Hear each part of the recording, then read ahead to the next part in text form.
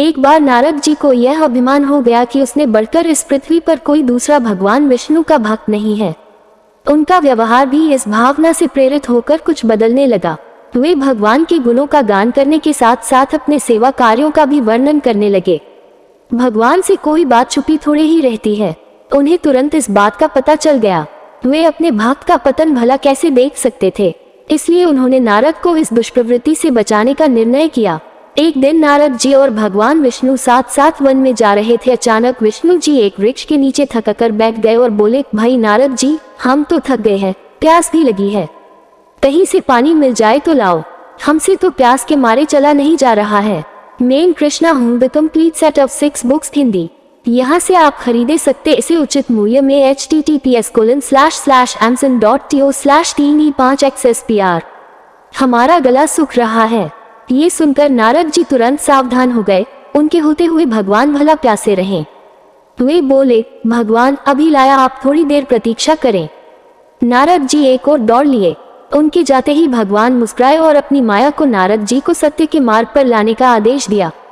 माया शुरू हो गई। नारद जी थोड़ी ही दूर गए होंगे कि उन्हें एक गांव दिखाई पड़ा, जिसके बाहर कुएं पर कुछ युवा स्त्रियां पानी भर रही थी। कुएं के पास जब वे पहुंचे तो एक कन्या को देखकर अपनी सुध बुध खो बैठे, बस उसे ही निहारने लगे। वो ही भूल गए कि भगवान के लिए पानी लेने आए थे। कन्या भी नारद जी की भावना समझ गई। वो जल्दी जल्दी जल से घड़ा भरकर अपनी सहेलियों को पीछे छोड़कर घर की ओर लपकी। नारद जी भी उसके पीछे जो लिए। कन्या तो घर के अंदर चली गई, लेकिन नारद जी ने द्वार पर खड़े होकर नारायण नारायण का अलग जगाया। गृहस्वामी नारायण का नाम सुनकर बाहर आया। उसने नारद जी को तुरंत पहचान लिया। अत्यंत विनम्रता और आदर के साथ वह नारद जी को घर के अंदर ले गया और उनके हाथ पैर धोकर स्वच्छ आसन पर बिठाया तथा उनकी सेवा सत्कार में कोई कमी न छोड़ी। उनके आगमन से अपने को धन्य बताते हुए गृहस्वामी ने अपने योग्य सेवा के लिए आग्रह किया। नारद जी बोले, आपके घर में जो आपकी कन्या जल का घड़ा लेकर अभी अभी आई है, मैं उससे विवाह करना चाहता हूँ। नारद जी की बात सुनकर गृहस्वामी एकदम चकित रह गया, लेकिन उसे प्रसन्नता भी हुई कि मेरी कन्या एक ऐसे महान योगी तथा संत के पास जाएगी। उसने स्वीकृति प्रदान कर दी और नारद जी को अपने ही घर में रख लिया। 2-4 दिन पश्चात शुभ मुहूर्त में उसने अपनी कन्या का विवाह नारद जी के साथ कर दिया तथा उन्हें गांव में ही उतनी धरती का टुकड़ा दे दिया, खेती करके वे आराम से अपना और अपने परिवार का पेट भर सके। अब नारद जी की बिना एक खूंटी पर तंगी रहती, जिसकी ओर उनका ध्यान बहुत कम जाता। अपनी पत्नी के आगे नारायण को वे भूल गए।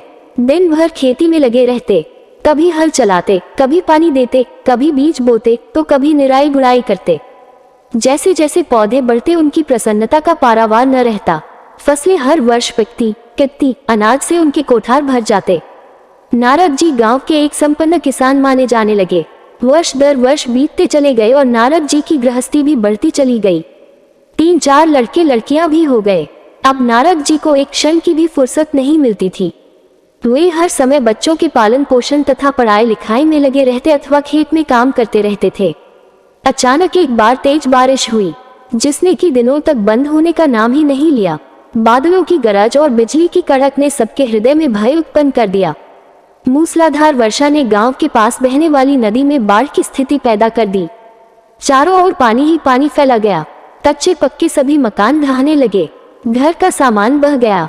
पशु भी डूब गए। उनके व्यक्ति मर गए। गांव में त्राही त्राही मच गई। नारद अब क्या करें? उन्होंने भी घर में जो थोड़ा कीमती सामान बचा था उसकी गठरी बांधी और अपनी पत्नी तथा बच्चों को लेकर जान बचाने के लिए पानी में से होते हुए बाहर निकलने लगे। नारद जी बगल में गठरी थौमे, एक हाथ से एक बच्चे को पकड़े और दूसरे हाथ से अपनी पत्नी को संभाले हुए थे। पत्नी भी एक बच्चे को गोद में और एक का हाथ पकड़े धीरे धीरे आगे बढ़ने लगी। पानी का बहाव अत्यंत तेज था तथा ये भी पता नहीं चलता था कि कहाँ गड्ढा है और कहाँ टीला। अचानक नारद जी ने ठोकर खाए और गठरी बगल से निकलकर बह गई। नारद जी गठरी कैसे पकड़ते? दोनों हाथ तो भिरे थे। मन महसूस कर सोचा फिर कमा लेंगे। कुछ दूर जाने पर पत्नी एक गड्ढे में गिर पड़ी और गोद का बच्चा छूटकर बह गया। पत्नी बहुत रोई, लेकिन क्या हो सकता था। धीरे धीरे और 2 बच्चे भी पानी में बह गए। उन्होंने बहुत कोशिश की बचाने की, लेकिन कुछ न हो सका।